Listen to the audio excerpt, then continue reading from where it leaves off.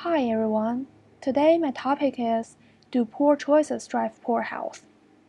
Well, let me tell you a story first. I know a guy is a heavy smoker. He has been smoking at least 2 packets of cigarettes a day for 35 years. And he has a severe heart attack at the age of 40. His doctor warned that he must quit smoking or die, but he just can't. So, what do you think? Is it his own choice that has driven the health problem? According to U.S. Centers for Disease Control and Prevention, if a person chooses to smoke, he has 2 to 4 times higher risk of developing coronary heart disease or stroke, and a 25 times higher risk of developing lung cancer. So it seems it is his fault to take up smoking and harms his own health. But wait a sec, let me just tell you the other side of the story. He was born in China in the 60s. When he was in middle school, all of a sudden, his family was involved in a political turmoil called the Cultural Revolution.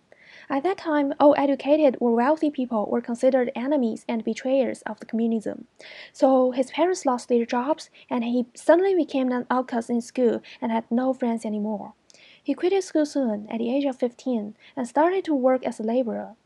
All his fellow workers in the factory were smokers. People didn't know smoking was bad for health back then.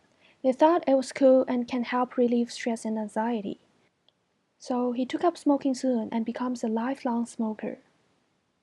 This is a true story of my dad. By the way, he's the best dad in the world. He's so loving and caring and very funny too. It's gonna kill me if he knew that I use him as an example of bad health choices in my video. Anyway, it is true that poor health choices and habits, such as smoking like a chimney or eating like a pig, are very detrimental and lead to poor health. But what I'm trying to convey here in this video is that there are a whole lot of reasons behind health decisions. As you can probably tell from my dad's story, there were social, cultural, and economic factors that pushed my dad into a teenage smoker.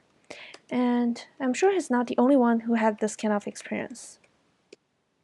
So poor choices may be a superficial or partial reason for poor health, but they're definitely not the root cause. In other words, we see substantial inequalities in health between individuals and between countries. And that is not just because people are making different choices. In fact, disparity in health is largely due to the fact that some people are not given equal opportunities for good health. Also, it is well known that social economic factors shape health choices. Therefore, cultural, social, and economic factors are the deep reason for poor health choices and consequent poor health, and they are the main cause of inequalities in health. Please don't get me wrong. I'm not saying people don't carry any responsibility for their health. What I mean is that we can't just put all the blame on individuals. We can't just stand by and say, hey, look at that guy, he smokes, so he got lung cancer, he deserves it. That's never gonna help, right? So, how do these factors shape health choices and drive health inequalities? Let me take tobacco use in New Zealand as an example and show you 3 figures. The first figure is based on the 2013 New Zealand census. It shows that the proportion of regular smokers increased markedly with increasing deprivation. New Zealand Ministry of Health is using a deprivation index from 1 to 10. 1 represents the least deprived environment, and 10 is the most deprived. So generally speaking, the more deprived, the more likely to smoke. By the way, let me just clarify the term deprivation. It takes into account factors like poverty, unemployment, low education achievement, and having no access to car. So deprivation is a broad term that represents the general socio-economic environment that a person lives in.